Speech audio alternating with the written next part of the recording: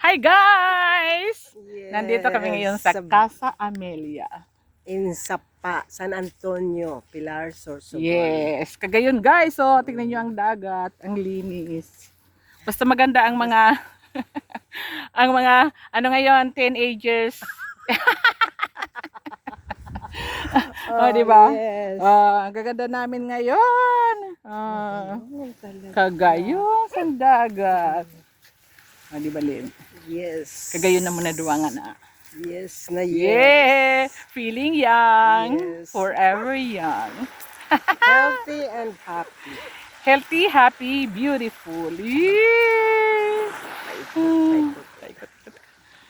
Guys, Merry Christmas and a Happy New Year. Woo!